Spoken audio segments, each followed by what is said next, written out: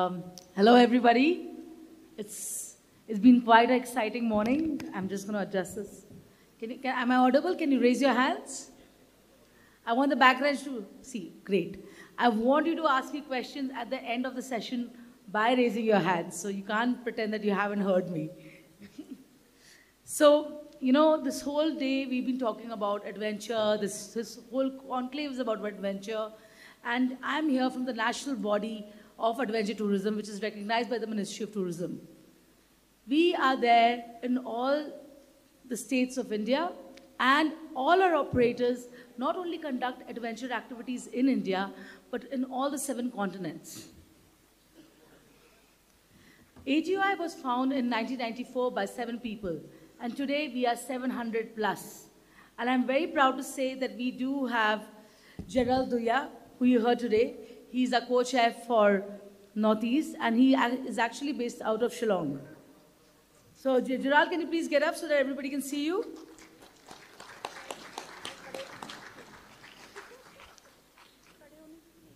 It's great to make associations. It's great to get people together from the same field. But AGOI is very different. It's focused on a couple of things that makes us really special.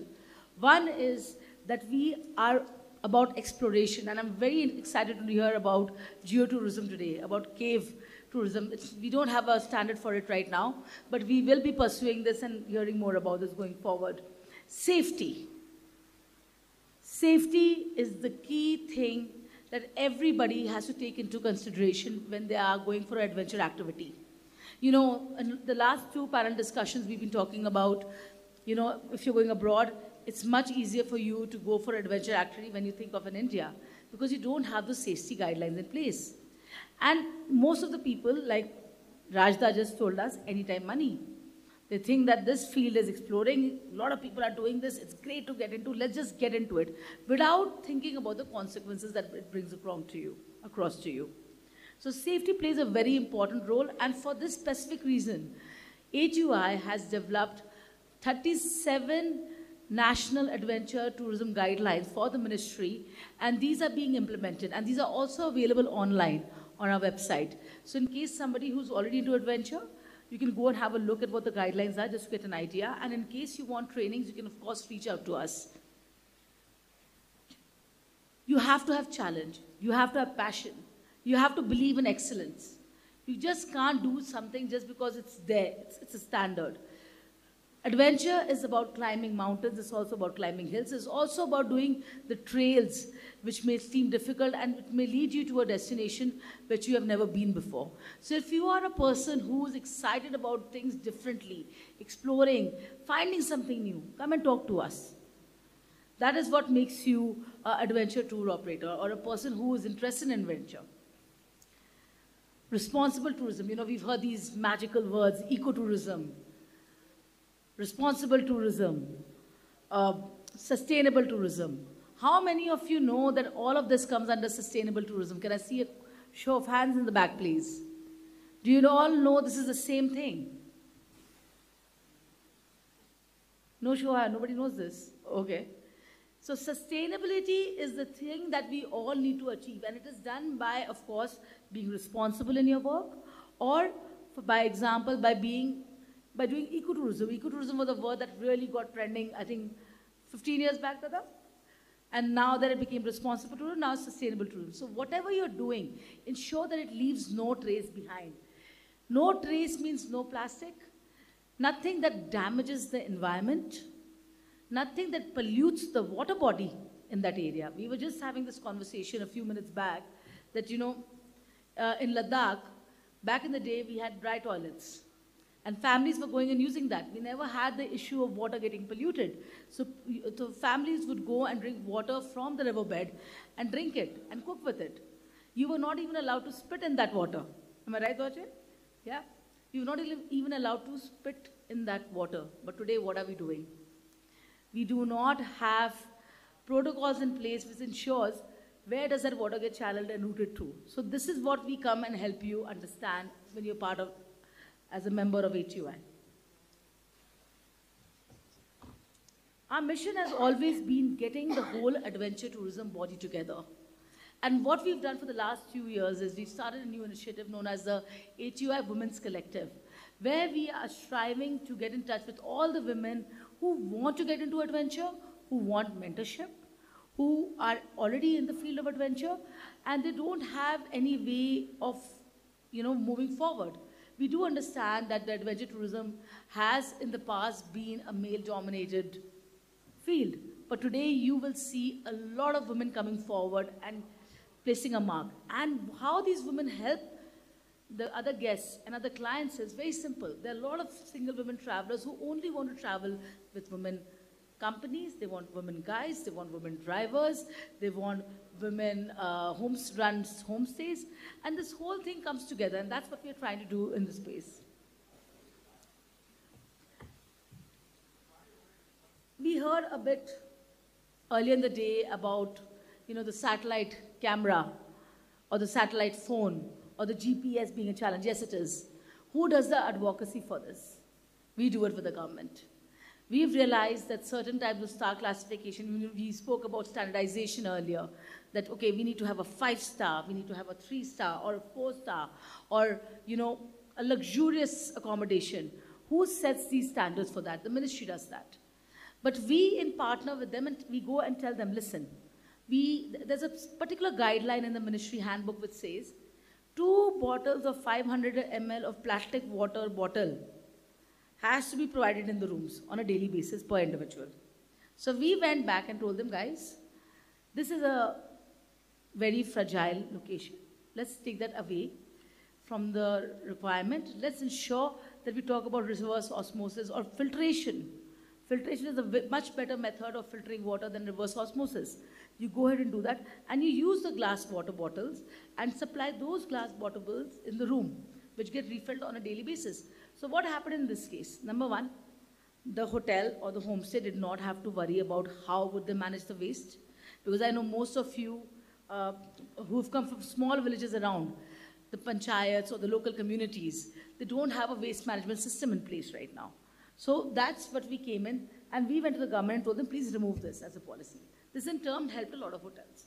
Secondly, for the satellite, we work very closely with the Indian Mountaineering Foundation.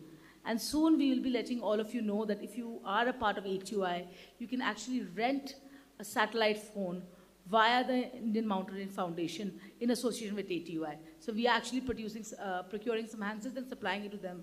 So it becomes easy for our partners and our clients to go to these areas where there is no communication. And this actually helps you in understanding, if you need any help, if you need any rescue operation and so on. Industry associations. We do have a lot of ATUI members here, but what is interesting is you don't just have to be a tour operator to be a part of it. You can be providing equipment, you can be providing insurance, you can be providing accommodation, or anything that assists in it becoming one team. So what we saw over the years is everybody is giving business to each other within the community. And that is what we want. We want adventure people to know who are the other adventure people in India and come together under one umbrella so that we can help and support each other. And this also goes for you students. If you are looking to get into adventure, you want to go for their guide training, you want to explore a particular location, get in touch with us. We do have an expert in that area who can guide you in going to that area for any kind of internship or any kind of job. Or if that thing is actually right for you, there can be that kind of mentorship provided. International Adventure Tourism Associations. We just don't work on an India model. We take the best practices from abroad. So we are very closely working with ATA, which is the International Adventure Tourism Association. So if they have any policies, we get abreast. Our leadership completely goes and continuously goes for conclaves and meetups internationally. Like we just had one in Peru, so they had gone there. Then there was one in Chile. So they've gone and see what are the practices happening there, and then they come and circulate that information to our membership or whoever's looking for that kind, to do something similar. Standards, we work with BIS.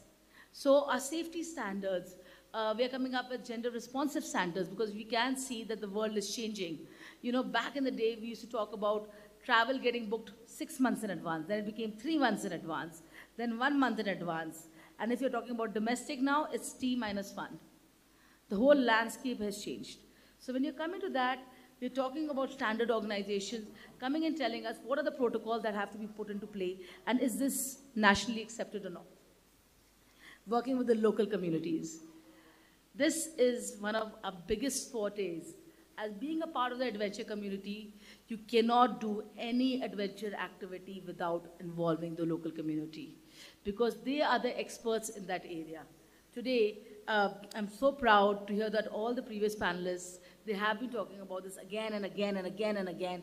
And I think this is something that you should take back and talk to your families, your friends, and let them know that if you're building a product, you have the technical know-how, you know how the environment is, you know how to, how to help in case of an emergency, who to contact. These are the information you have. An outsider doesn't have that. So it's very important that you upgrade yourself and get that kind of certification for yourself. Private stakeholders, of course, would be all the people who are involved, all the hoteliers and so on. So what are the key initiatives that we have recently done? Most of the operators, since we are spread all over the country, people from South India, from Gujarat, from Central India, they have never ventured to Tawang, to Arunachal. They had a complete mind block for it. So what we did in the last convention was we got approximately 300 plus operators who were interested in adventure. We took them for a whole journey from Guwahati to Tawang, stopping midway, showing what are the different sites. And now that area is going to get promotion in the next 2 or 3 years. And it will help the right kind of clientele to come into the space. This is our biggest and most upselling thing, which is the Responsible Adventure Tourism Guide course. This guide course, we do it for 3 days and for 5 days. If you just want a basic CPR and how to be a guide, 3-day course. But if you want to be a more aggressive, you're going to the right into the wilderness. You know that you will not get any kind of medicine there. You will not get any kind of band-aid or any kind of machine or instrument available. How do you save somebody? How do you help somebody in that difficult position? We do that course. We need minimum 40 people, so if for today, if all you students come together, you tell ATR, you tell Gerald that, listen, we need to organize this. We can speak to the government and organize this in your university as well. It will make you certificate ready right after college for employment. Webinars, okay, we keep on updating our industry for webinars, activities, and so on. And this is our ATR Women's Collective. You can see me, that's Ajita from South India. We have Shelja, and we have the founder, President Arsh. So the whole idea, like I mentioned before, we are completely looking at getting women involved. So in case you know of somebody who is a woman adventure traveler, who is in this business, please tell us about it. We would love to reach out to them. Arsh runs a company. She's now started doing outbound to Finland, to Svalbard. She also does explorations within India, wherever there are adventure activities. I run wildlife resorts in Sundarban, Dwas, Pench, and Kahana, and they are all sustainable, eco-conscious properties. Ajita does adventure races. So I don't know if many of you know here, you do adventure races where you go to a mountain, you drive, you hike, you cycle. She does those, and she also trains you on ground. So she's an expert on the sound. Simran leads international tours to adventure locations. Devika is a media partner, and she ensures that whatever the good work we are doing, it reaches out to the whole adventure community and to the travel trade community. Sejal, she's based out of Gujarat. She's actually involved in building climbing walls. And if you know Statue of Unity, how many of you know about Statue of Unity? Okay, only one hand. It's the largest statue now. Okay, 4, 5, 6. Okay, read about Statue of Unity. So whatever the adventure activities are being done in the Statue of Unity, our team went there and gave them the local know-how, how to go about it, how to build it, what are the safety protocols required, and how they should develop it. And then, of course, we have Guneet, one of the brilliant explorers. She treks to all the unknown places, all the unknown peaks. She's actually been quite responsible in finding some new trekking routes. So that's what we're looking for, people who are really, really excited. What we also did was, we realized that just because we don't talk about it, people don't know about it. Gender sensitization has been a very big issue when we are promoting travel. You may notice there's a news about this girl got raped, this girl got kidnapped, this girl got touched in an appropriate manner. Because people are not aware about it, they're not talking about it. So we did an online webinar where we got two experts and we actually spoke about what are the right do's and don'ts. How do you handle women guests? It's quite different compared to men travelers. There are certain more requirements that you have to cater to, and that's where we again come in. And then we did something more interesting. We all know about ChatGPT. Is ChatGPT replacing us? No, it's not. It's not replacing you. It just tells you that today you need to be proficient in using AI. And that's what we did. We went online, we got the whole travel trade body, we gave them a 1-hour workshop. These are the apps, these are how you use it, and start working on it. We will do a follow-up on each and every app. Like, I don't know if you've heard about GenSpark, you've heard about Perplexity. Has anybody heard about that? Okay, one hand. Anybody in the back? Nobody's heard about GenSpark, raise your hand. Okay. Your students, this is the right time, you have clean minds, start using these apps. This is what is going to help you in promoting your location.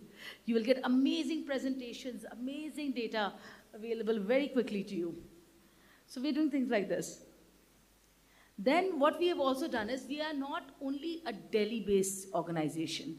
We have realized that each and every area that needs to develop has to have a separate person who's responsible for it. So in the north we have Paras, then we've got Arvind, who is a brilliant rafter. He's actually gone for quite a few rescue missions. If you've ever heard about the Kerala floods happening, you've heard about the Bangalore floods, these were the guys who went there for the rescue missions. Then you have Milind from Western India, you have Yog, who's based out of Madhya Pradesh, you have Amit Periwal, who's based out of Siliguri, you have Saikat, who's based out of Darjeeling, and then we have our very own Okintayang, who's based out of Arunachal, Gerald from Shillong, and then we have, so you can see we already have a separate Northeast chapter because we realize that this is an important location to promote. And in South, we have Shekhar Babu and Shrikant. Now, Shekhar Babu was actually responsible in training the first and the youngest girl to ever climb the Mount Everest. I don't know how many of you are aware, there's a whole movie made on her. So this is what the people in the committee are doing. They're building and bringing forth change. So what we are looking for over here, we are looking forward to you guys coming up with ideas, new adventure locations, things that we can build on, new policies that we can build on. You can directly reach out to Gerald, who is our local co-chair here, tell him about it. Then we can completely, circulate that data with the state. Secondly, what we're also looking at is increasing the safety workshops here, the CPR trainings, the guide trainings, so on. Currently, we've done all our courses in Uttarakhand, Delhi, Maharashtra, Telangana, Tamil Nadu, West Bengal, and Arunachal Pradesh. And we are looking forward to doing this course here in Meghalaya soon, and we would like your support in that. Like I mentioned, basic witness first aid, CPR, and so on. This is just a quick image of how our trainings are done. It's not that you're sitting on the table and reading and writing. It means you're learning hands-on. From everything, from every knot, from a safety knot, to how do you do a splinting, how do you do a CPR, you learn it, everything on hands. And that's why we have a team of 11 to 12 people who come down to do this.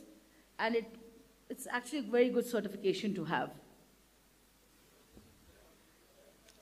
So this I've already spoken about. This is another thing. How many of you know that you need insurance for doing adventure activities?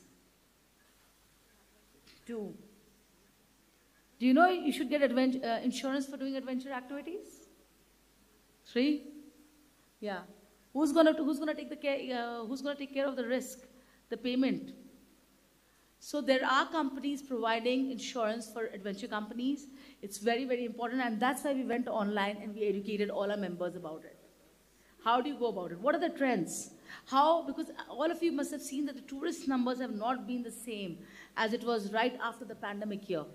After the pandemic year, there were hundreds and thousands of tourists. But right now, the numbers have dipped a bit. Why is that?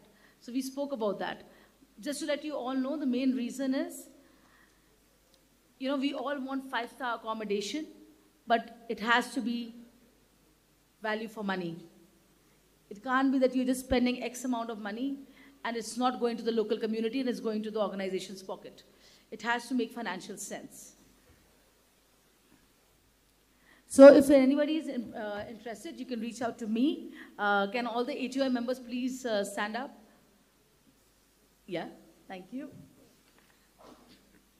We have, as you can see, 1, 2, 3, 4, 5 HUI members here. Please feel free to reach out to them, speak to them after lunch or during lunch, understand what we do, and please give us any ideas that you need. And in case you want to become an individual or professional membership, we are there for you.